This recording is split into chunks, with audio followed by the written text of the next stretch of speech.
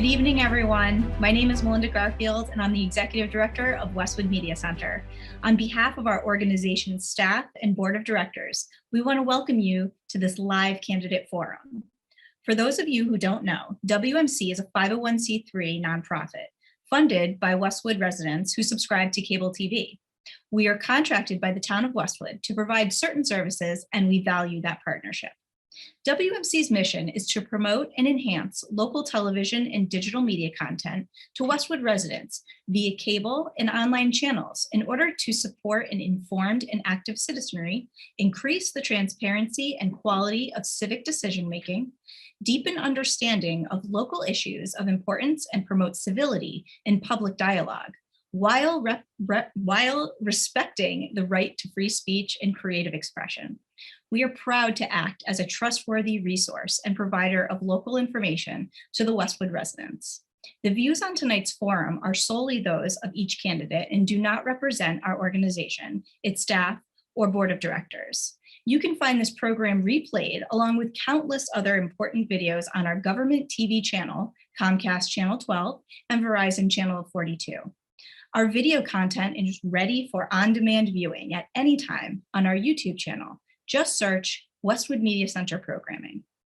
We encourage you to visit our website, westwoodmediacenter.tv/decision-2021, to watch all of the candidate introductions that were filmed this election season. Tonight's format does not include candidate introductions, which will allow for more time for questions and discussion. Westwood's annual town election will be held this year on Wednesday, April 28th. Polls will open from 7 a.m. to 8 p.m. Early voting is available at the police station in the Gillette Meeting Room starting Friday, April 23rd from 2 to 7 p.m., Saturday, April 24th from 9 a.m. to 2 p.m., and Sunday, April 25th from 11 a.m. to 4 p.m. More information can be found on the town's website, including the option to absentee vote and vote by mail. Tonight, we've teamed up with our community partner, the League of Women Voters, to bring you this special event. I'd now like to introduce Jennifer Lynch, one of your moderators for this evening. Thank you, Melinda. Good evening and welcome to the League of Women Voters of Westwood, sponsored forums for library trustees, planning board, and select board. My name is Jen Lynch and I'm the convener of the League of Women Voters of Salem, and I've served on ad hoc committees within the city as a league representative. Thank you for inviting me to moderate tonight. The League of Women Voters is a nonpartisan political organization that promotes informed and active participation in government. The League does not support or oppose specific candidates or political parties. It does, however, take positions and advocate for issues that it has studied. Membership in the League is open to all genders, and we are fully committed to the National League's diversity, equity, and inclusion policy. For information, visit lwvwestwoodwalpolededham, all one word, .org. Please be assured that all efforts have been made to create a wall between the candidates and League during the planning of this forum. This barrier specifically prohibits access to debate questions. If you have a concern about this, please do not hesitate to contact the League.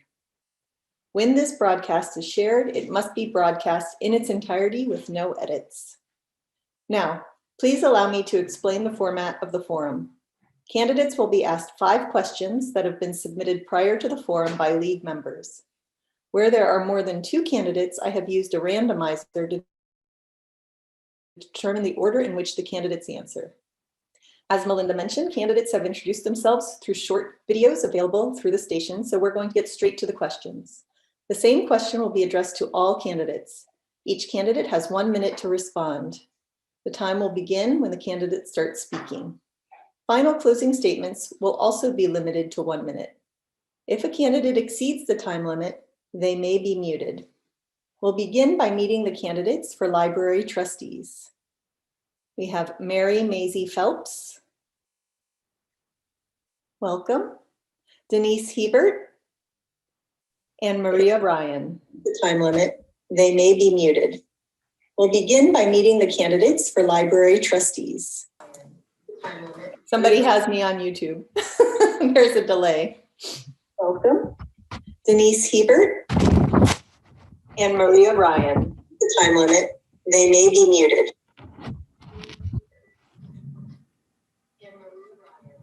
Maria or Mary, do you have the video on in the background? Just turned it off. Oh, okay, great, perfect.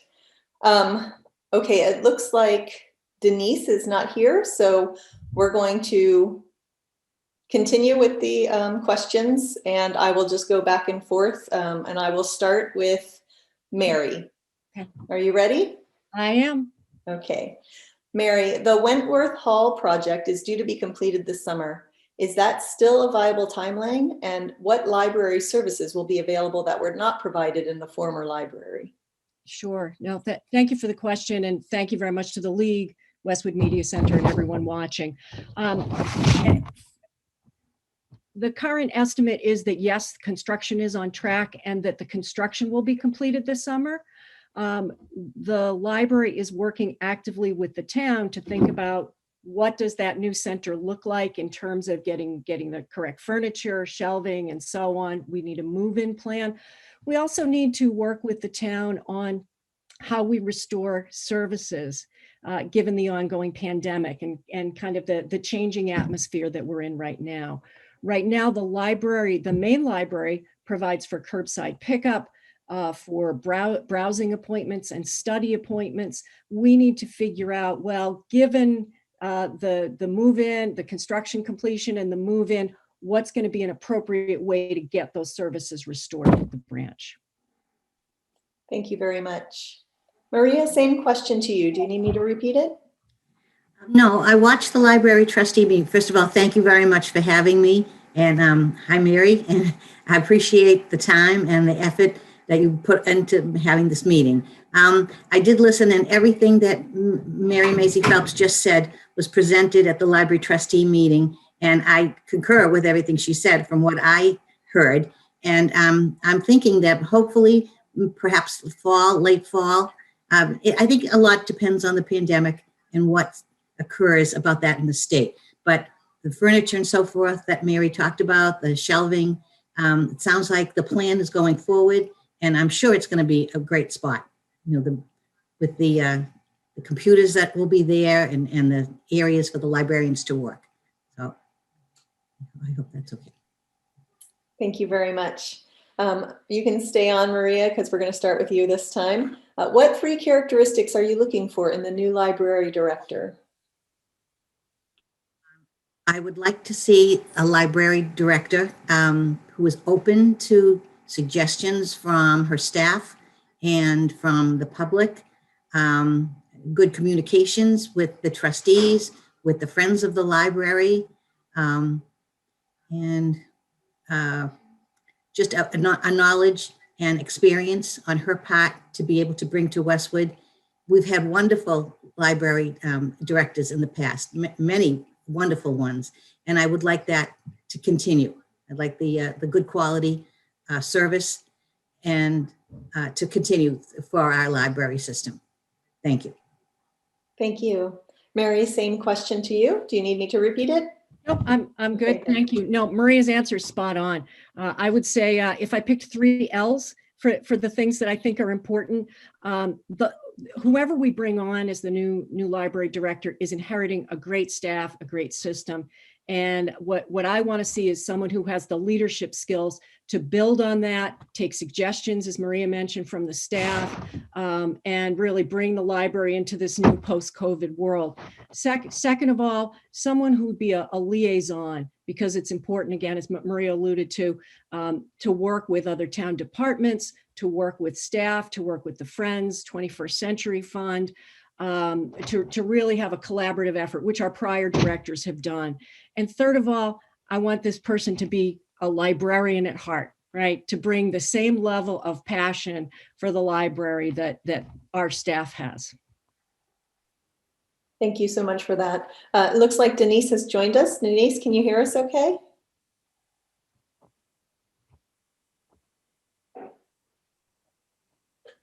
We'll give her a second. We can't hear you, Denise. If you want to unmute yourself. Oh, you're connecting.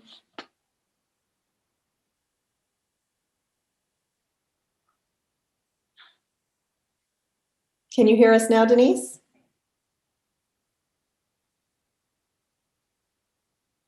Okay. I'm going to move on to the third question. Denise, when you're able to turn on your video, if you give us a little wave, we can start bringing you into the questions.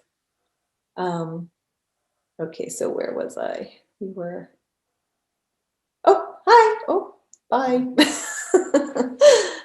We started Mary, Maria. So we're back to you, Mary, for this Okay. next question. How will you balance the needs of the public with the needs of the library? Okay, that's a great question. I think that it's important for the trustees to understand what's going on in other departments. We rely on the library director to be a liaison. I happen to have served on the town's Finance and Warrant Commission for 7 years, so I've got a pretty good idea of how things are, how things are meant to operate, how things typically operate. And I think it's important for the trustees to be paying attention to what's going on through the budget process, the town meeting process, and so on. The library is a very important department in the town, but our library director has always been a crucial element in bringing in information from all those other departments, because we're ultimately all, we all have to go to town meeting, get budgets approved, and need to work together to solve problems. For instance, balancing the needs of what's going on at the schools, when kids leave school and they come to the library and so on. And I see I'm out of time. Thank you very much for that. Very handy timer. It's a little stressful. Okay, thank you. Hi, Denise, can you hear us now? I can hear you now. Okay, fantastic. We're going to go to Maria, and then I'll follow up with you. Okay, sorry about that, guys. It was under you. Okay, I'm glad you could make it. Sorry about all that. So we're on the question, Maria, it's your turn. How will you balance the needs of the public with the needs of the library? That's a very interesting question. Mary has so much more experience with all of this that, and I think it's great that there are 3 of us vying for these 2 positions. I agree with Mary that the head librarian will be the liaison. I think that just keeping abreast of everything that's going on in town, while paying attention to the meetings, the committees, talking to people, see what people's needs are, and just trying to keep on top of the different things in the town, the different committees, and Chris Coleman, who would be a good source to talk to about things. So I don't know if I have enough expertise in this area to continue, but I would certainly be willing to learn and to try my best. Thank you. Thank you. And Denise, now you're going to have the same question. How will you balance the needs of the public with the needs of the library? And I'm just going to ask the candidates, if you're not speaking, to mute yourselves so that there's no distraction or interruption. Okay, sure. First of all, I'd like to understand the full capacity of what the library's needs are, and that's out of both the Islington branch and the main library. And such as that, I would also rely back on the experience that I have in the past working with the library that I have in the past. I have worked in the capacity as a president and a trustee in the past, and I would use some of that experience to incorporate that with the needs of the community and with what we're looking for in the future. Like I said, I know that the Islington branch is looking for more hours, so I'd kind of incorporate that in and see what else they're looking for. And then I would also look back at what the community needs in general. And then, like I said, I would also look back at what my experience is and try to use that to help our community. Thank you very much. Okay, moving on to the next question. We start with Maria and then go Mary and then Denise. These have been randomized and I'm just picking up where we left off. What is the most important program that the library offers? Maria, we'll start with you.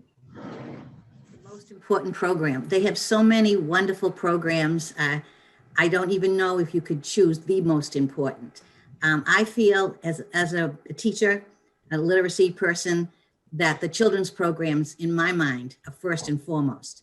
But that doesn't ever put aside the book buzzes that the librarians do, the people that they have to come in.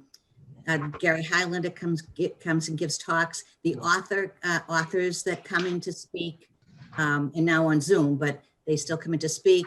The the programs they have for each grade level. Little children, middle schoolers, high schoolers.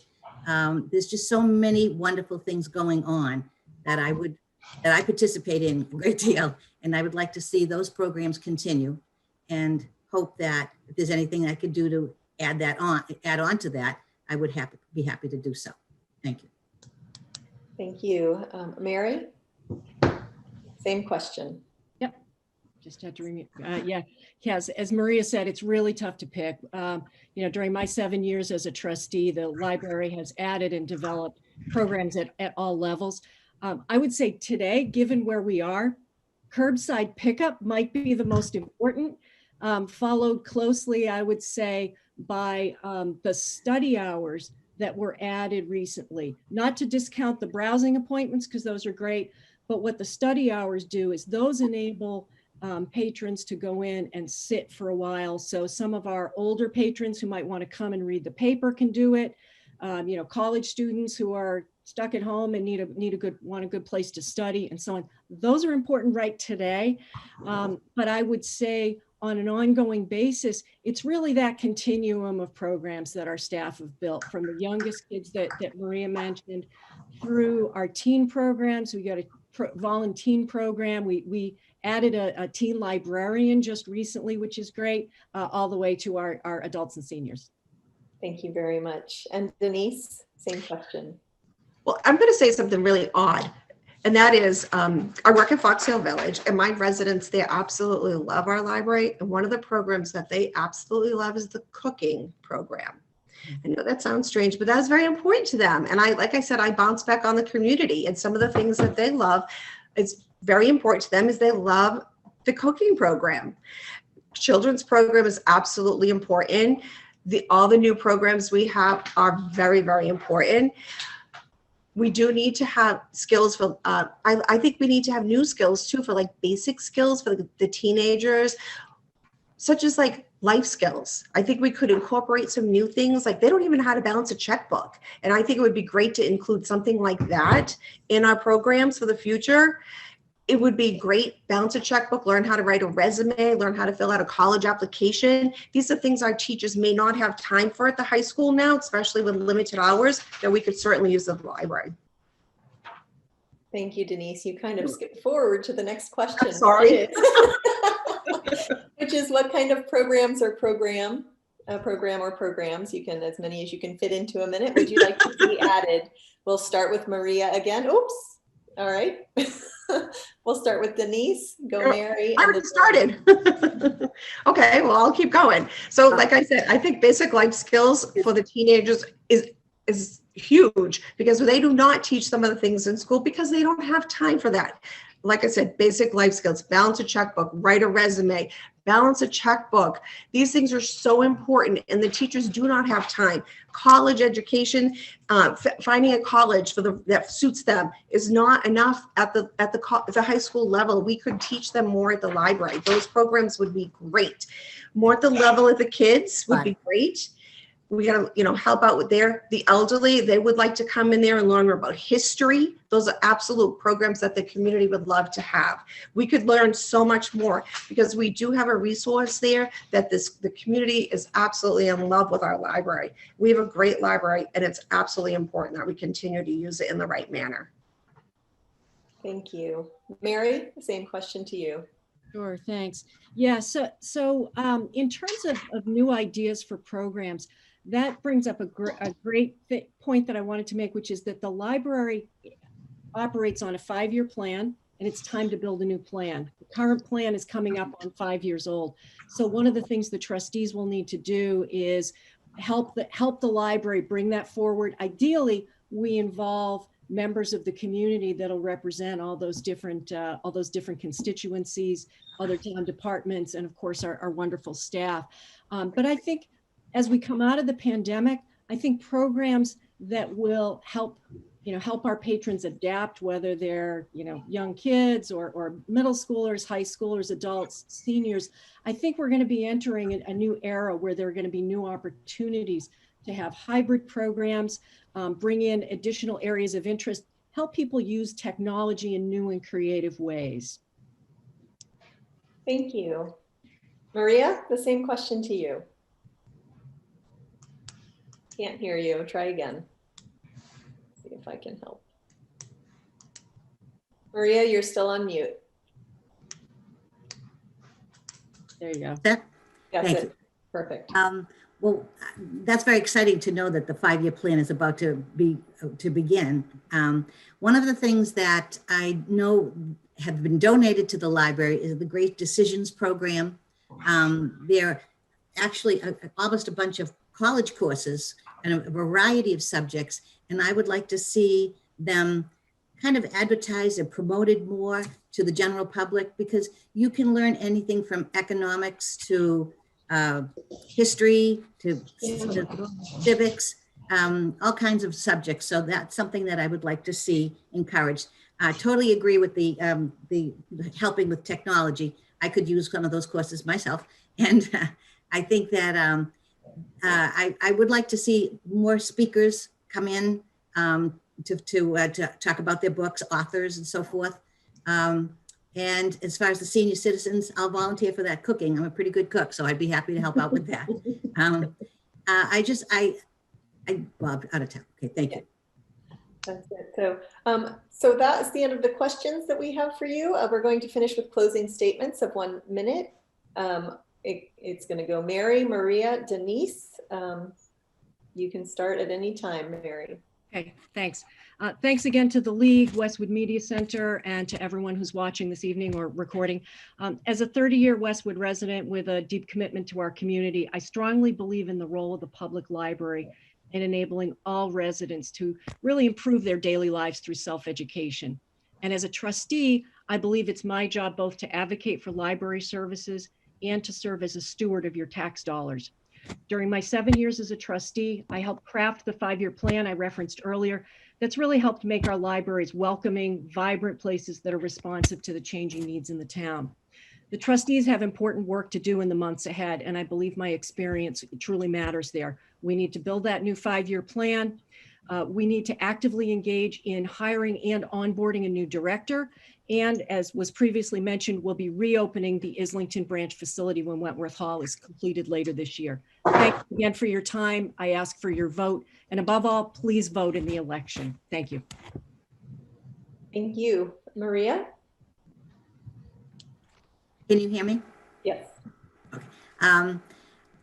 Well, I just want to say that I would thank all of you, for the League of Women Voters and the Westwood Media Center, for giving us this opportunity. I think the town is extremely lucky to have all these wonderful candidates, not just for library trustee, but all of the people running for office. And I hope that people do come out and vote. All I can say is I have a great love of the library, been here for 33 years. My children and myself, my grandchildren, have benefited greatly by the library program.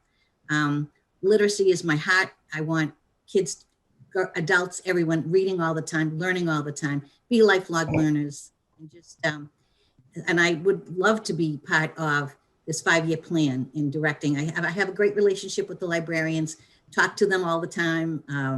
And they help with our book club. They just do so many things that I would love for them to continue their good work and give them every help possible in their job. Thank you very much. Thank you. And Denise, your closing statement. Thank you. I'd like to thank all of you, Westwood Media Center, League of Women Voters, and the other rest of the candidates for having me today. I'd also like to say that while I was on the Amesbury Library Trustees, I helped them maintain the integrity of an existing building while we were able to update the interior structure, the technology, without destroying the historical, beautiful architecture of the building while we stayed within a budget. So we were able to keep that library. We also realized the key role of the community as the resource of the learning, the research, and the integrity and the intellectual growth of a library. The Westwood Library provides all that for the residents. I feel the need and the fresh ideas that we have.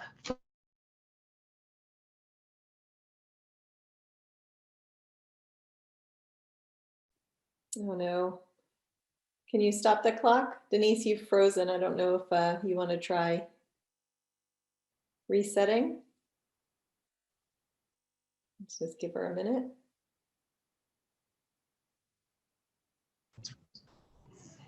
Oh, you're back. Okay. It's frozen. It's frozen. You were frozen. So there was like 15 seconds left. I don't know if you can reset the clock, but That's okay. well, do you want to just wrap up your thought there? I don't know where it ended.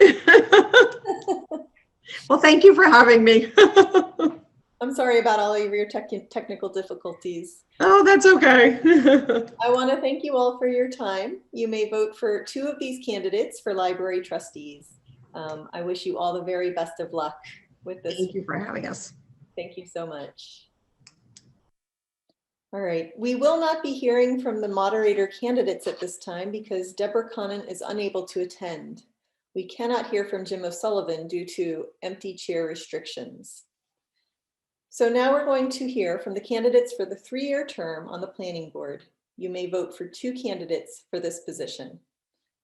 Joining us tonight are Christopher Pfaff, Eric Alden, and Ellen Larkin Rollings. Welcome. Is everybody here? Yes, Eric, can you turn on your video or just so I can, hello. Oh, Eric, I'm gonna have to ask you to remove the campaign material from behind you. Sorry about that, thank you. It just has to be off screen completely. Thank you so much. All right, we're going to jump right into the questions. I've randomized the order. Starting us off will be Ellen. Many communities are concerned about their future development when there are issues of water availability, traffic, and providing essential services. Do you share those concerns, and what will you do to address them? Hi, thank you. Can you hear me okay? Is my audio good? I know everyone's had technical difficulties. I absolutely share all of those concerns. You know, we in Westwood in particular, we have a large mixed use development at University Station, which is right on top of our water supply. So it's imperative that we make sure that we protect that water supply, but also, you know, the drain on the water supply. We are growing and our water supply is groundwater. So I think we really need to be cognizant of how much we stress that, that water supply. And traffic is an ongoing challenge. I've lived here for a long time, and I think we've been talking about traffic for decades. So I think we absolutely have to be very cognizant of how whatever developments we move forward with impact the issues we already have. How I would address them would be, as I mentioned, to be very cognizant of them and to make sure that we study the impacts of anything we do appropriately before we move forward with any new projects. Thank you very much. Eric, same question. Do you need me to repeat it? You're muted, sorry. Just unmute. Got it. Every meeting's the same. No, I will mimic what Alan said. You know, it's really a balance between the impact of every project and the benefit to the town. Our natural resources are very important. So we would look at every project and look at what impacts would be and how we could conserve water, conserve our natural resources. That would be a part of looking at any project that comes in front of the board. Thank you. And Chris, same question to you. Hi, thank you for having me. Yes, those 2 issues that you identified, traffic and water, are they're central to most applications that are put forth in front of the planning board. And that's why the planning board many times in sizable projects will hire out experts in the form of local engineers. And we review all of the information that they provide us with stormwater management, water resources, and traffic concerns. Every one of the projects that the planning board hears about those issues and how they're going to impact the community, both positively and negatively. And then it's up to the planning board to decide how can we craft this project so that these 2 issues are not a negative drain to our town. Thank you all. The next question is going to go again, start with Ellen and go Chris and then Eric. The question is, what issues do you foresee in your term and how would you deal with them? It's very vague. I guess you can pick. That's a good question. I think there's the ongoing conversations that seem to perpetuate are about balancing our need to maintain a healthy commercial base with maintaining the charm of the town and impacts to neighborhoods and density and resources. I think those conversations will continue. I think the impact of COVID on how we move forward. I've heard lots of conversations about we're moving forward with, people want to do retail developments, but the nature of retail business is changing. So I think that those issues will be coming up. We may see different types of applications. Questions about climate change and our natural resources in Westwood, what impacts we're having on those, what we can do as a community to mitigate those impacts. And as we've mentioned, the ongoing conversations around traffic and community character and, the impacts that any new work has on all of those. Thank you. Chris, do you need me to repeat? Yeah, if you could, please. What issues do you foresee during your term and how would you deal with them? Well, I think Ellen touched on it. I think the unknown of coming out of COVID and how does the planning board deal with that? One of the ways that the planning board will deal with that is possibly zoning bylaw changes, trying to anticipate the business needs, the commercial needs of our town, especially the retail. Anticipation is a huge part of creating good zoning and understanding the other side of how far does the town want to go. That's a delicate balancing act to figure out how to craft a bylaw that will work both as an attraction for a good development and possibly as a deterrent for developments that we don't see as being beneficial to our town. So that's how the planning board can work towards that unknown coming out of COVID.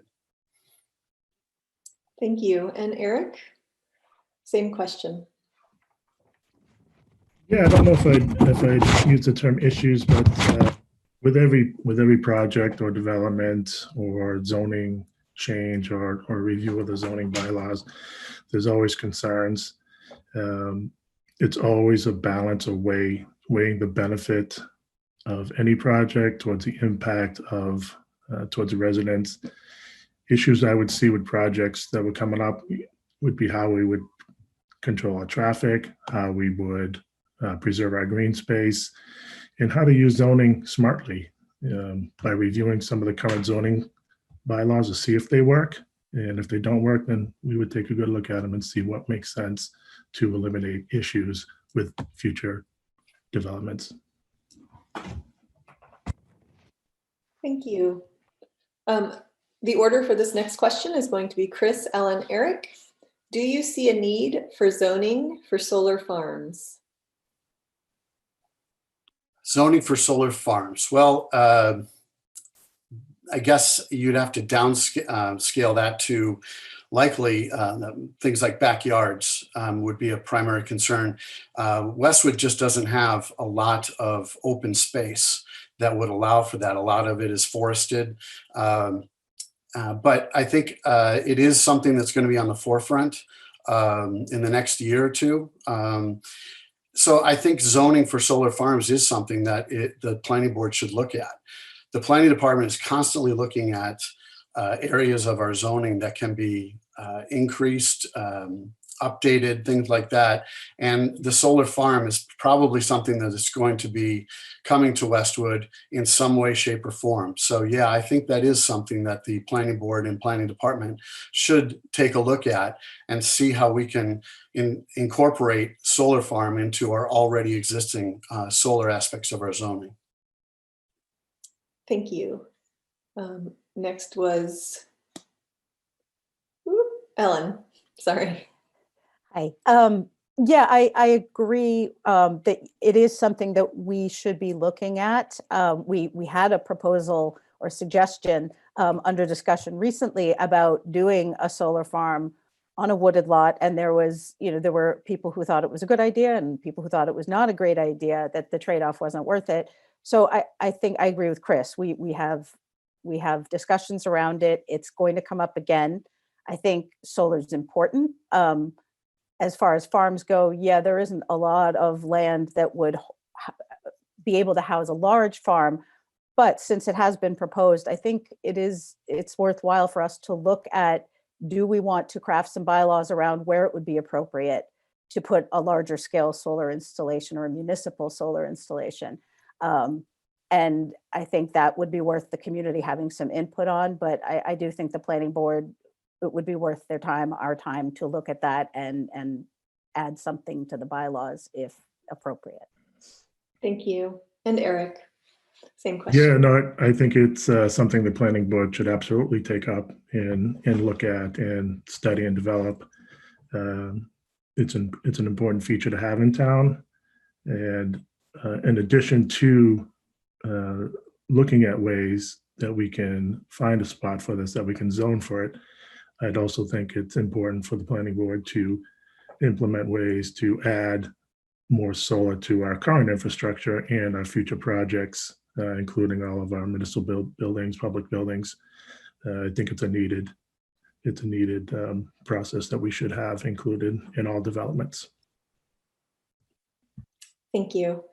Chris, we're going to start with you on this one. Please speak to the proposed bylaw concerning gun store zoning.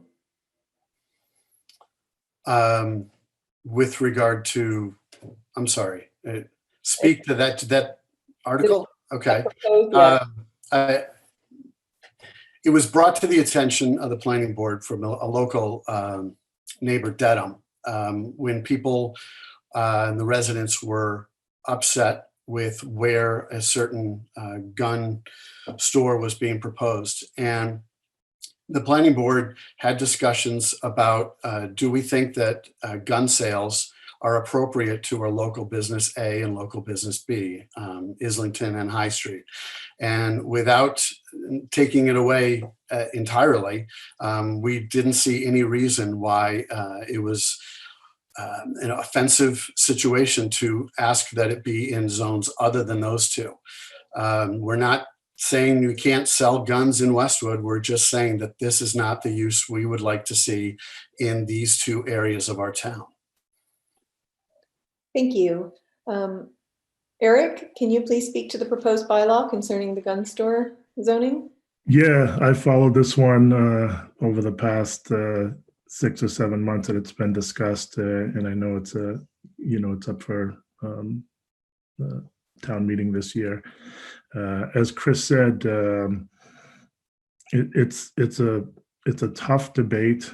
There's very strong opinions on both sides when it comes to this topic. I happen to agree with the recommendations that the planning board recently put forward, that no one is looking to say you don't have this right, but it makes sense to be able to zone where these shops can go while still having full access to them. Thank you. And Ellen, same question. Yeah, as you know, Mr. Alden and Mr. Pfaff have both stated, I agree that the removal of that use in the town centers is appropriate. It's not removing that particular commercial use townwide, so I think that's fine. If I remember correctly, this came up last spring and was going to go to town meeting last spring, but got deferred because of the abbreviated town meeting. So I think it's good that it's being discussed. I think it's an appropriate move to make to remove that use from the two town centers, and it's still allowed in several other business districts as an appropriate use. Thank you. And then this is the last question before we move on to closing statements. We're going to start with you, Eric, this time. Microtransit is discussed in the comprehensive plan. How would you implement this program? I think it's great to look at different opportunities that the town can provide for transit, as a whole, and on a smaller scale. I know several towns do it.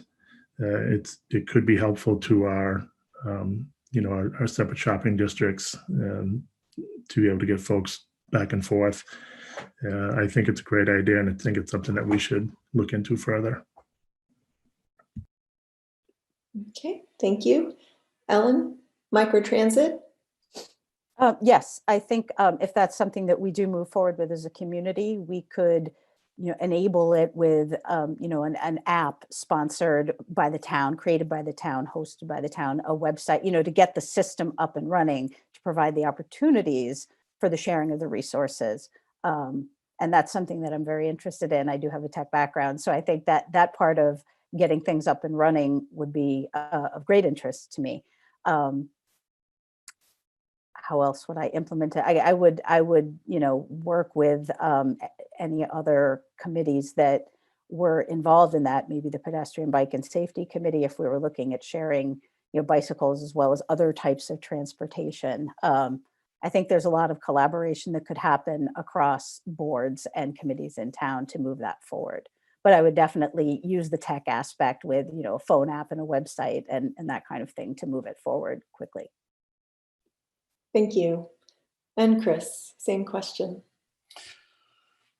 Yeah, rideshare microtransit is something that the planning board looked at through the comprehensive plan. And it is something that our town needs to pursue. The touchy point is resources and paying for it. And how do we bring that into our budget? Because there are some people who will be against it because they'll never use it. But there's a lot of people who are going to use it a lot, so they'd be all in favor of it. We've been talking about it for quite some time. There is a rideshare program. Most people aren't aware of it at University Station for the employees down there, where they're able to make a phone call and arrange for a ride to or from work. So it is in the forefront of the minds of the planning board. That is something that we implemented in that that process of University Station. So how we would get it through, that's really a budgetary concern. The planning board would be all in favor of being co-sponsor with that, but it's a money thing, really. Thank you very much. We're going to finish with closing statements of 1 minute. Eric, you're going to start us off, and then Chris, and then Ellen. Well, thank you. I appreciate you having me here tonight. I think you have 3 great candidates here, and it's great that folks will step up for these type of positions. You'll hear a lot of common threads between us. We'll all tell you we love the town because we do. We'll all tell you that we want more transparency because we do. Resident impact, resident input on projects, very important. I think the difference comes when you have 3 great candidates and they all sort of have the same thread or woven thread. Comes down to experience. I have 25 years experience in real estate asset management, real estate development. I understand how to read a set of plans and drawings. I understand management project timelines. I understand construction materials. I have experience on planning boards, and I understand the needs of small businesses and how to assist them. So I'd ask you to vote. I appreciate it. Thank you. Thank you, Eric. Chris? Thank you. My experience in working with our town and its government for over the last 10 years, it's a critical component when you consider and determine who's going to be on the planning board. Experience is what helps bring a project become both beneficial for the developer and our town. Experience is what creates good bylaw legislation that promotes desirable and thoughtful development, and it advances our standard of living. And it also provides protection against unwanted projects. Understanding and balancing the needs of our town and the desires of our residents is essential to being a productive member of the planning board. Having lived in Westwood for the last 25 years and raising a family here has given me a deep understanding of what makes Westwood special. Over the last 10 years while on the planning board, I've worked on projects like the prime dealership developments on Route 1, the new townhome development on the former Lodge property, the Westwood Estates subdivision off Canton Street, Islington Center development, and University Station, and dozens more. I know this town and I know how to guide development.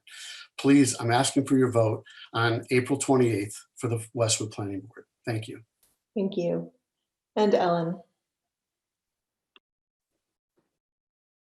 As a member of the Planning Board, I will continue to engage with and advocate for our community. I want to hear your ideas and work collaboratively with our town boards.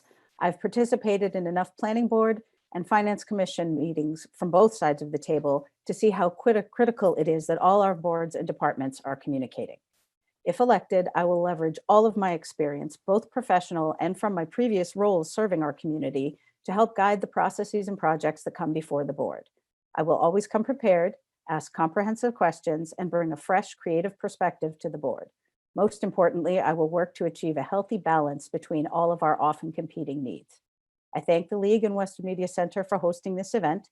I thank you all for attending, and I ask for your vote on April 28th. I want the opportunity to serve you in our community, and I appreciate your consideration. Regardless of who you choose to support, please exercise your right to vote. Your voices matter. Thank you. Thank you. As a reminder, you can vote for 2 of these candidates.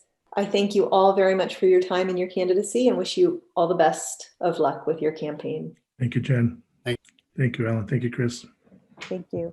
And thank you all for having me here tonight. I'm handing the last 2 forums off to my friend and co-league member, Marlene Warner. Marlene is active in the Salem community through her volunteer work and efforts in the schools. While she's relatively new to the Salem League, she has served as a facilitator and presenter through her work as a statewide nonprofit health-oriented executive director. And I ask for your vote on April 28th. I want the opportunity. Thank you, Jen. And thank you, Melinda, and to the candidates here tonight. We will now hear from candidates for the 1-year term on the planning board, Kathleen Wynne and Philip Giordano. Kathleen, what impact can you make in a 1-year term? Oh, that's a great question. Thank you, Marlene. That's like the question. Coming into it cold, maybe not a significant impact, but I have been on the Comprehensive Plan Steering Committee before this run for planning board. So I'm very familiar with what residents of the town are looking for. I've been listening for 3 years and working with others to try to create a plan to support the vision that they have for Westwood. So I would say a very positive impact. And I'm really excited about that opportunity to continue the work I did with the Comprehensive Plan Steering Committee and kind of hit the ground running with the planning board. Thank you. Thank you. Philip, what impact can you make in a 1-year term? Hi, thank you. First, I want to thank the League of Women Voters and Westwood Media Center for having this opportunity. I've been an attorney for 30 years, and I know that every time you try to anticipate a problem or an issue, something new is going to come up. And that's one of the things that I think I bring to the table with respect to a 1-year term, which is analytical skills, critical thinking, and being able to bring a differing perspective. I'm a first-time candidate. I haven't run it in Westwood town politics. This is my first time at elected politics. I've been a coach. I've lived in the town for 23 years. I currently coach the mock trial team. But a fresh perspective, analytical skills, there's a lot of things going on right now at the planning board, whether it's 109, whether it's the project that's on Washington Street that I can give a lot of input to. Thank you. Thank you. Next question is yours, Philip. Please speak to the proposed clinic zoning bylaw. The clinic zoning bylaw, I've done a lot of research, a lot of study and a lot of work on that. There's differing perspectives for those of us that are not familiar with it. The proactive approach of the town to consider a substance abuse facility is a useful aspect of the board. I mean, the purpose of the planning board is to plan. And so I think that's a great idea. The thing that I have as a concern and have had as a concern is what I would characterize as the substance over process method of what the substance abuse facility has been put forward as. The substance of it has some issues, which I obviously in 1 minute cannot get into, but the process has to bring the residents in at a far greater level. That is something that I want to make sure is a new direction for the planning board. Thank you, Philip. Kate, would you like to address the same question? Thank you. I'm going to say I disagree with Phil a little bit here. This process has been going on for 2 years, and there have been a lot of residents who've discussed this issue with the planning board, a lot of resident input into this issue. What the planning board is trying to do is reduce risk for an unwanted project in areas of Westwood, and to retain as much control over any projects that are happening in town as possible, as is legally possible. So I'm supportive of the initiative. The question of choosing the best site to have the reduction in risk is a very difficult one, and the planning board has been very thoughtful in that, and I'm appreciative of their efforts. Thank you. Thank you. Next question, we're going to start with Kate. What is the percentage of diversity in Westwood as stated in the comprehensive plan? And what are your plans to increase this number? Oh, that is a great question. And I'm embarrassed to say that I don't know the percentage of diversity in Westwood. I think what we can do to increase diversity, which I think is important, it is to me, and it is from what I heard while working on the plan, is just continue to make Westwood a wonderful place to live, and wonderful people will come to live here. Wonderful people of all types.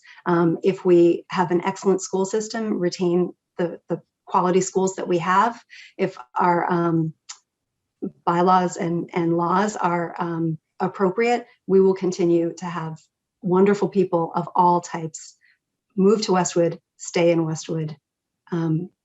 I think that answers it. Thank you. Thank you, Kate. Philip, what is the percentage of diversity in Westwood as stated in the comprehensive plan? And what are your plans to increase this number? I often, when a judge poses a question to me, which happens lots of times, and I don't know the answer, I'm gonna echo Kate right now, and I'm gonna say I don't know the number. But the point, I think, is not necessarily the number, because I tell junior lawyers and whatnot, I don't memorize statutes. I look them up and make sure I understand them. The point of it is, Westwood is a wonderful town. It is a balance that must be drawn of how we handle economic growth and balance all the needs of the town.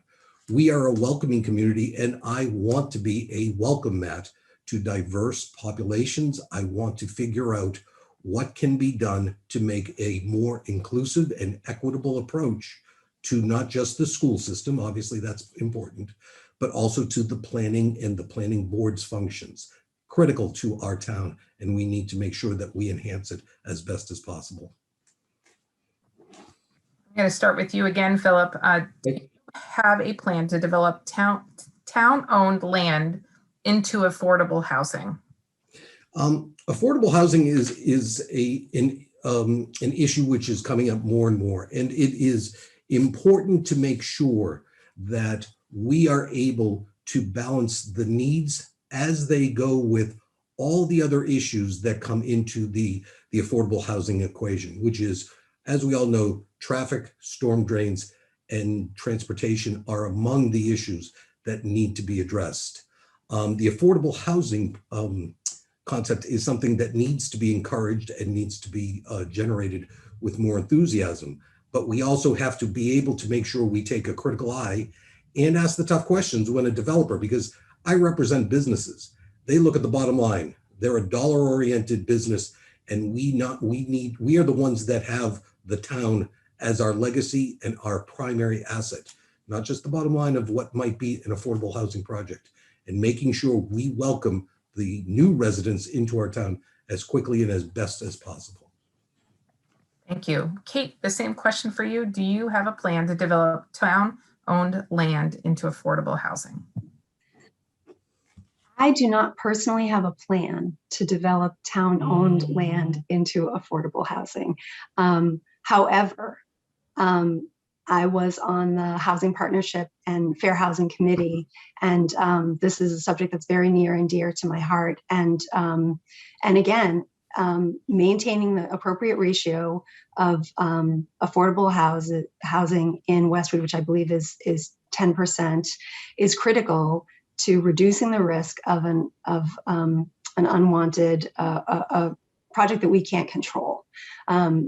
It's important for us to keep control, and also to invite wonderful people to live here. So I don't have a plan, but I support any plan that the town would choose to use our own property to build affordable homes. The last thing I'll say is what we don't want to create is certain areas where affordables are all together. That's not ideal for any community. Thank you, Kate. I'm going to start with you for the next question. If the land from the Deerfield School becomes available, what would you see as its best use? Oh boy! So if you were there at the Comprehensive Plan Steering Committee kind of open house where we listened to everybody, the answers we heard were, a skating rink, a hockey rink, all kinds of athletic fields. There are so many wonderful ways we could use that space. I suggested a drive-in movie theater. No one else thought that was a good idea. But there were some wonderful ideas. It's hard to say what would be best, but probably something to keep that area walkable, continue community use in that area. And yeah, I mean, look at the plan. We had a lot of really good ideas. Thank you. Thank you. Philip, same question. If the land from the Deerfield School becomes available, what would you see as its best use? We live, play, and reside in Westwood, and that's the primary use. I used to be on the Westwood softball board when the fields were being redone, and some of the competing uses of the Deerfield fields with respect to soccer and athletics, et cetera, were difficult to balance amongst just the sporting recreational uses. We have to make sure that we recognize we have a very limited amount of land. We have a limited finite resource that is extraordinarily valuable and is non-renewable. And we have to consider if it is going to be something. I'm not sure I would agree on a drive-in theater, although I might go if Kate does get it through. But the traffic concerns, the water issues are just huge in this town. And we have to make sure we look at those. We have to balance what would be the best interest of the residents and not necessarily just put another business in there. Thank you, Philip. We will now close with closing statements of 1 minute from each candidate, and I'm going to let Philip go first. Thank you. I want to again thank you for the League and Westwood Media Center for giving me the opportunity to again introduce myself. I have lived in 23 years, raised 4 children here, all now kind of grown and moving on, which is good. I've been an attorney for 30 years. I love Westwood, and I'm sticking my toe in the water for the first time, which is only the 1-year spot as compared to trying to stick it in too deep with the 3-year spot. Some of the things that I think are my core principles with respect to this position is transparency and communication. We have to focus on the substance versus process of what occurs. All of us are, in many respects, have agreements on much of the substance, the decision-making that comes from the planning board. But we have to have the process being in the best interest of the residents and making sure that we balance the historic and natural resources of our town for our legacy. Thank you very much for this opportunity. Thank you. Kate, your closing statement. Thank you so much to the League of Women Voters and to Westwood Media Center. Please look at my website, katewynne.org, and you can find out more about me. But in the time that I have left, I do just want to say I too am a first-time candidate for elected office in the town of Westwood, but I come with experience within the town. I've worked collaboratively with other boards and with town staff while on the Comprehensive Plan Steering Committee, the Housing and Partnership Fair Housing Committee, the Pedestrian and Bike Safety Committee, and most recently the Finance and Warrant Commission. I've also supported our schools with the site committee for the Thurston Middle School, done fundraising for the DC trip there, and worked with the Hanlon PTO when my children were at the Hanlon. I learned my values in the Army the hard way. I learned commitment, competence, candor, and courage. I use those to serve our country. I like to use them to serve the town of Westwood. I hope you vote for me April 28th. Thank you so much, Kate and Philip, and good luck with both of your campaigns. Thank you so much. Now we will meet the candidates for Select Board.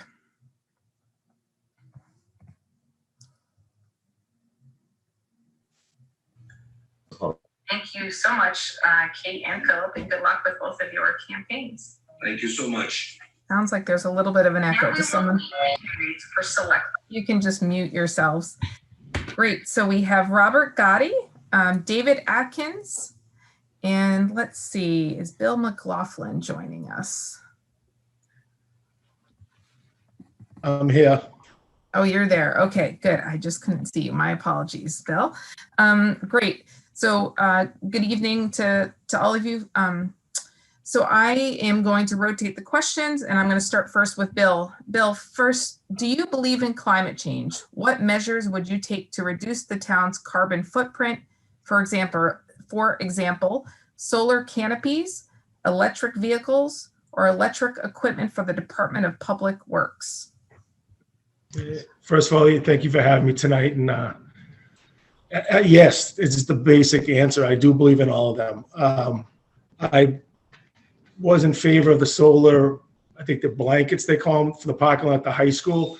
I believe that all municipal buildings in town should have solar panels to attempt to bring us to net zero. And I was surprised over the past several years with University Station's large project that there are no solar panels on any of those buildings down there.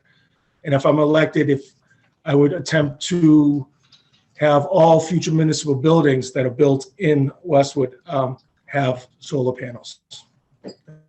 Thank you. Thank you, Bill. Next up is Robert. I'll repeat the question since it's a long one.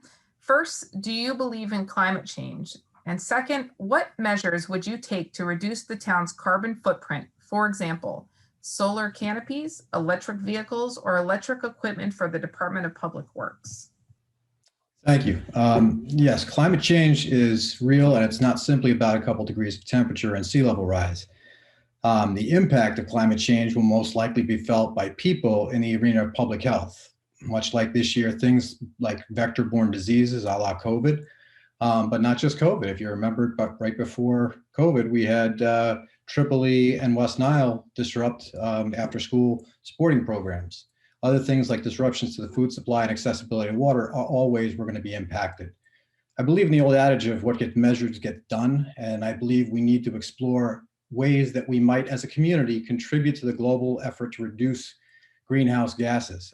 Looking at plans for towns that have taken the initiative. Ipswich has a tremendous plan that's 10 years old. They started in 2011, and more recently Dedham. I believe we can and we must do more, and I support exploring a roadmap that makes sense for Westwood. Senate Bill 9 is sitting on Governor Baker's desk right now, and it sets forth aggressive plans to reduce greenhouse gases by 85% over 1990 levels by 2050 and 65% in just the next 10 years. So we can be prepared, or we can wait to be forced to do it. But change is coming, and I'm more inclined to action and defining our own collective path. Thank you. Thank you, Robert. David, the same question. Would you like me to repeat it? No, that's okay. I do believe in climate change, and I believe there's a lot we can do about it in Westwood. I'm happy that our comprehensive plan includes a new section on sustainability and resilience, because we are seeing the impacts of climate change all around us. And resiliency is about adapting to those and dealing with the floodwaters and weather effects and things that we need to be able to respond to. I would also like to see us, as others have agreed, to invest in solar panels wherever we can on buildings in town. I'd like to see a canopy on the high school parking lot. I'd like to incorporate that into all new building design to achieve net zero wherever possible, because it will also save us operating costs in the long term. I'd also like to see if the town could justify a sustainability coordinator, a person who would coordinate efforts, because many residents want to do things as well to reduce their carbon footprint. And I think that collectively we can make a great impact. So I'm fully supportive of all of that. Thank you, David. I'm actually going to start with you next. How would you prioritize the building needs of the schools with the town, and how would you finance those? Well, I would follow what's come from the school committee so far. I think they've done a great job over the last like 5 years of coming to the best possible proposal for the Hanlon and Deerfield combination. And I think that we need to immediately follow that with the Sheehan School renovations. It's going to be a large, expensive cost, as we saw from the school committee presentation, $600 per person pretty much for the rest of your life for what the Deerfield-Hanlon combination will cost. And the Sheehan is a similar thing that will probably not be able to get the kind of state matching funds for that. So we have to look very carefully at these projects and ensure that they are that we're not spending any money unnecessarily. But it is something schools built in the late 1940s and 50s. It's time that they need to be built to a modern standard to adapt to the way teaching is changing and to prepare us well for the next 50 to 70 years, because these schools are the crown jewel of Westwood. Thank you, David. Next up, Robert, how would you prioritize the building needs of the schools with the town, and how would you finance those? Thank you. The strength of our school system is one of the major draws to town, and I believe the school building committee did a tremendous job, not just of exploring, but winnowing the various options. When you watch the presentation as given by the school building committee and Emily Parks, I fully support what they've achieved thus far and moving forward. When you talk about capitalizing on opportunity, we have both state aid and we have historic lows in terms of cost of borrowing. And you couple that with our, sound fiscal management, the AAA bond rating, it really makes this a great time to do this particular project. The next two projects that come on the heels of this, the Sheehan and the Firehouse, are likely to, they're going to create a need for a collective conversation, because it's not unlike your home renovation project. You can't do everything, and we're going to need to prioritize and appropriately plan, but we need to take advantage of opportunities as they exist from state aid and low borrowing costs. Thank you, Robert. And finally, Bill. Yes, thank you. I've been following a school building project for years, since the beginning. Last year, I was very vocal in supporting the school department in the building committee, and I support it 1,000%. The children are the baseline for this town. They grow up here, they go to the schools here just like I did. I've been here over 40 years and I attended the public school system, and it was excellent. And I think that's what we have to continue to grow our community through our children. And I support them 100%. That's why in many of the letters I've put out to my neighbors is that I am calling, if I'm elected, I call it a 5-year moratorium on no spending on any more municipal buildings. We need this project to go through first. Then we also definitely need to handle the Sheehan project. We cannot leave that neighborhood out. So that's where I stand with the building project. As far as paying for it, yes, it's going to be expensive. But in the long run, I think we will get that tenfold through our children's education. And my time's up, so thank you. Thank you, Bill. Next question, we're going to start with Robert. What is the percentage of diversity of the town employees, and what do you plan in this area? I can't say that I know the statistic off the top of my head as to the diversity of the town employees. I do know that we have expanded our hiring base and our practices within the police force and the fire department to be able to draw the best candidates, regardless of race, religion, etc. So I don't know what the current status is on the diversity of our community in terms of the public employees themselves, but I do know that we have opened up our opportunity to hire a diverse and highly qualified candidate pool and attract the best talent. Thank you, Robert. Same question for Bill. What is the percentage of the diversity of the town employees, and how do you plan, what do you plan in this area? So I'd have to go along with what Rob said, that I don't have those numbers, but my plan is to always open up diversity. And I think the one part that I do know about is the schools have a pretty well diverse numbers. They have 3% African-American, 11% Asian, 4% Hispanic, and I think around 70, high 70s% white. I commend all our public employees in Westwood. I think they do an excellent job. The fire, the police, DPW. Just today, a high school student was hit by a car in the crosswalk leaving school today, and the fire and police were there within seconds and handled the situation commendably. So I commend them 1,000%, and I will always support our town employees and open to all discussions to help more diversify those groups. Thank you, Bill. Finally, David. Yes, I also do not have the numbers at my fingertips, so I would have to defer to look that up. But I do know that great progress has been made, and that there was at one point a human rights commission in town, and there were efforts made to increase the diversity in hiring practices. I'd like to see that started up again. Would like to see an effort by our town government to fully support diversity, equity, and inclusion efforts at all levels, and to increase the welcoming nature of our town. I mean, we are a welcoming community. People help one another out, and I know that the demographics are changing. There's a larger number of Asian residents have moved in recently. There are not as many Black residents in town. The diversity of people from Eastern Europe and all, there are a lot of changes happening in our community, and it should be reflected in our hiring practices and in our schools and throughout. So I fully support those efforts. Thank you, David. Next question, we're going to start with Robert and then go to David and then Bill. Robert, do you think the percentage of affordable housing in town is sufficient? And what are your plans to remain compliant with state mandates? Yes, I mean, the current level of affordable housing is so a little bit in flux as we're waiting the census figures, right? So I believe that we have good programs in place as new developments come on, where we have requirements of 15% in anything that's an over 55 community, for example, where we are increasing our stock. Oftentimes, the planning board will work with a developer to get concessions out of them so that whether or not there are affordable units within the development, we get money for our Sustainable Housing Authority to be able to purchase homes, to be able to continue to increase our stock. And so I support those efforts and want to continue to see the right type of appropriate growth in town. Thank you, Robert. David, same question. Do you think the percentage of affordable housing in town is sufficient?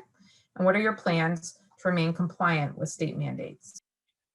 So it's a great question, and it's something that I learned about firsthand with my mother when I brought her to Westwood, and we had to find an affordable senior housing option.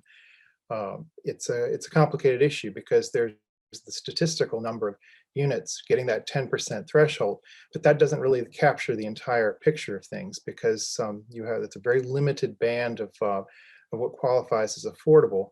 And what we need to do is promote many different types of affordable housing in town. I don't think I think the other concern is that residents are worried that they're not going to be able to stay in town. As older residents are wondering, there's no place to downsize to, or they want to leave their home and go to somewhere else. I mean, affordable housing throughout the community is a concern because it changes the nature of the community when there's nothing affordable anymore. So I think that we need a multi-pronged strategy. We have a housing agent who has worked on this issue and is pursuing a lot of different things in our planning department. We've done a number of things in this area, but I think there's a lot more to do. Thank you, David. Finally, Bill, regarding affordable housing and state mandate. Yes, I think it's a definite concern. From what I understand, we are at the federal standard around 10%-ish or a little above. We're still waiting on the project on Clappertree Street with the census, like Rob said. I think it's a concern. I grew up here, like I said before, over 40 years. My parents lived on Lions Drive, and due to the begrudging tax increases every year, and as retirees, they decide to move, which is sad. Like Dave said, he had issues trying to find his mother a 55 and over community that's affordable. So that is something that I definitely want to work with the community, the neighbors, and the housing commissioner on finding a 55 and over community project that we can bring more of our seniors back. And I would like to also follow the town of Marshfield's means tested tax break that they have implemented down there, which I've heard from their select board that their senior community is very happy about. Thank you. Thank you, Bill. This will be our final question before we move to closing statements. And we're going to start with David. David, should town employees be mandated to practice state mandated health prevention practices? What repercussions, if any, should they experience if they fail to do so? Okay, that's an interesting question. Should employees be mandated to follow? So I assume that is to say, like, requiring that they be vaccinated, or I mean, I think that anyone would be required to follow the standards for the job. I mean, if someone is required to meet certain standards, then they have to do that. But I don't see imposing a mandate that's that's not that there's no basis in law for. I don't see how Westwood could go beyond what's at the state level. So I think it's that kind of thing. Is a lot of it would be leadership by example, and promoting safe practices. Thank you, David. Bill, same. Should town employees be mandated to practice state mandated health prevention practices? What repercussions, if any, should they experience if they fail to do so? So yeah, I'm kind of guessing at the question, but I'm assuming they're talking about the state mandate as far as with the COVID outbreak, I'm assuming. So with 30 years in law enforcement, I worked every day straight through COVID, never took a day off. And we had to implement many state guidelines on a daily and weekly basis. We had meetings with the people from the governor's office as COVID got worse and worse and we went to a shutdown. So yes, basically, we had to wear PPEs all the time, and we had to basically institute policies for the detainees that were in our care and custody for their own protection too. And that was an easy task. They did not like it. We had to institute rules and regulations and discipline if it became necessary. So yes, if town employees were asked for their own protection, the protection of our community, to do things like wearing PPEs and other things like that, there definitely should be repercussions. It depends on their policy the town makes, and it could be up to suspension, written, or days off, and up to termination. Thank you, Bill. And Robert, I'll read it again because it is a bit of an awkward question. Should town employees be mandated to practice state mandated health prevention practices? What repercussions, if any, should they experience if they fail to do so? This is an interesting question in that if it's related to public health and public safety, to what Bill and Dave have said, then there are requirements for PPE, things like that, then I would say that is something that should be enforced by the chiefs of the various departments. I don't believe that there should be mandates because it's a slippery slope. Now what are you mandating? Are you mandating diet? Are you mandating exercise? I'm very much for incentives for those types of things. Programs like Virgin Pulse that actually do a really great job of socializing and creating great habits. Those are the types of things that I'd like to see to be able to incentivize good, healthy behavior. But to go to a mandate is something that I'm not in favor of. Thank you, Robert. Thank you to all the candidates for answering the questions. We will now finish with closing statements of 1 minute for each one of you. We're going to go in this order: Bill, then Robert, then David. Bill, it's all yours. Okay, thank you. I'd like to thank the Westwood Media Center and the League of Women Voters for this opportunity today to discuss my priorities for Westwood around the fiscal responsibility, investing in our amazing schools and our seniors. These are my priorities for our community. However, as a member of the Select Board, my job is to work for you, my neighbors who elected me to the position. As a lifelong resident, I have been saddened by the divisions that have emerged in our town over the past few years. I have spent my entire career being someone that can bring people together. Regardless of what neighborhood we live in, There is more that unites us. We are one Westwood. We are one neighborhood. I am asking for you the opportunity to serve on the select board and will appreciate your vote on or before April 28th. Westwood needs fresh ideas, authentic representation on our select board. Be well and look out for one another. Thank you very much. Thank you, Bill. Next, Robert.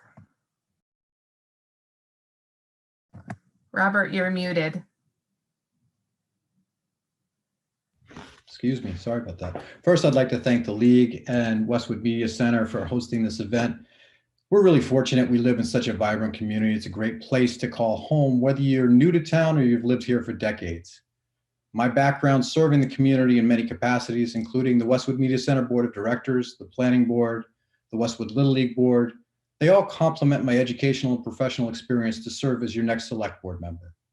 This race comes down to your comfort level. Which candidate are you most comfortable has the process and framework for making high quality decisions? Which candidate will thoughtfully listen to your input without judgment and explore the widest array of options to get to solutions? You will hear others talk about transparencies. The reality is open meeting law and Westwood Media Center ensure transparency. You may hear some talk about accountability. Elections are what keep elected officials accountable to the will of the people. If you want rational, clear-headed, and balanced leadership, vote Rob Gotti on April 28th or before. Thank you. Thank you, Robert. And David. Thank you. You know, as an individual, you don't have to win an election to make a difference on something you care about. Back in 2007, I started a website and I improved the transparency of the Westwood Station project. I put together a workshop on walkability, and over the course of a decade, we changed the conversation from why a gay street sidewalk wasn't possible into a question of when it can be done. I know the town staff who do the work that our select board prioritizes. I know the history behind many great ideas. I know how to solve problems and create solutions.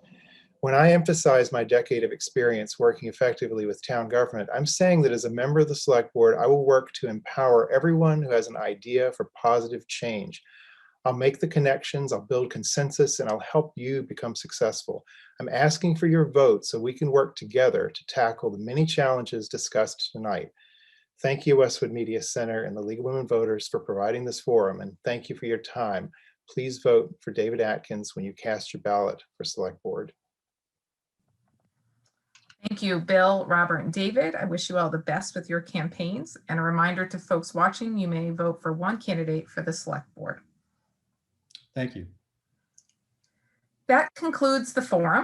Once again, we extend our thanks to the candidates for their willingness to participate. We also thank you all for tuning in this evening. As a reminder, the election will be held Wednesday, April 28th.